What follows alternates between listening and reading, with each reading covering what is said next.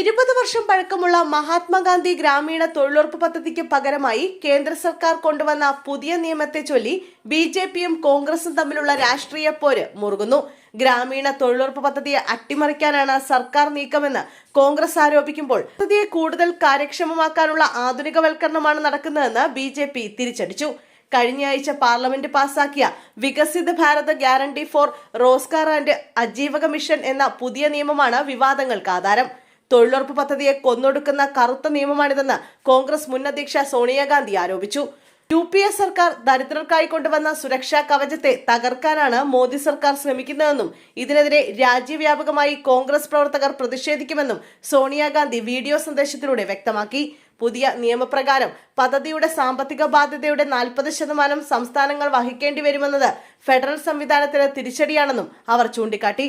കോടിക്കണക്കിന് തൊഴിലാളികളുടെയും കർഷകരുടെയും താൽപര്യങ്ങൾ കേന്ദ്രം അപകടത്തിലാക്കുകയാണെന്നും സോണിയാഗാന്ധി കുറ്റപ്പെടുത്തി. എന്നാൽ സോണിയാഗാന്ധിയുടെ ആരോപണങ്ങൾ പൂർണ്ണമായും വാസ്തവ വിരുദ്ധമാണെന്ന് BJP IT സെൽ മേധാവി അമിത് മാളവിയ പ്രതികരിച്ചു. സോണിയാഗാന്ധി ജീം റാംജി നിയമം വായിച്ചു നോക്കാതെയാണ് സംസാരിക്കുന്നതെന്നും രാഷ്ട്രീയ ലാഭത്തിനായുള്ള വെറും നുണപ്രചരണമാണ് നടക്കുന്നതെന്നും അദ്ദേഹം എക്സിൽ കുറിച്ചു. പദ്ധതിയുടെ ഫണ്ടിംഗ് ഘടന മാറ്റുന്നത് സംസ്ഥാനങ്ങളെ കേവലം നടപ്പാക്കുന്നവർ എന്നതിലുപരി തുല്യ പങ്കാളികളാക്കി മാറ്റാനാണെന്ന് അദ്ദേഹം വിശദീകരിച്ചു. തൊഴിൽ ലഭിക്കുന്ന ദിവസങ്ങളുടെ എണ്ണം 100-ൽ നിന്ന് 125 വർദ്ധിപ്പിച്ചുവെന്നും അദ്ദേഹം ചൂണ്ടിക്കാട്ടി. പഴയ തൊഴിലുറപ്പ് പദ്ധതിയിൽ വലിയ രീതിയിലുള്ള അഴിമതിയും ക്രമക്കേടും നടന്നിട്ടുണ്ടെന്ന് BJP ആരോപിക്കുന്നു.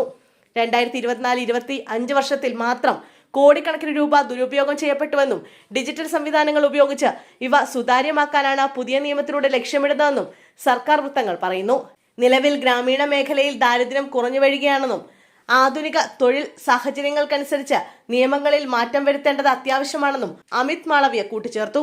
വരും ദിവസങ്ങളിൽ ഈ വിഷയത്തിൽ പ്രതിപക്ഷ പ്രതിഷേധം ശക്തമാകാനാണ് സാധ്യത.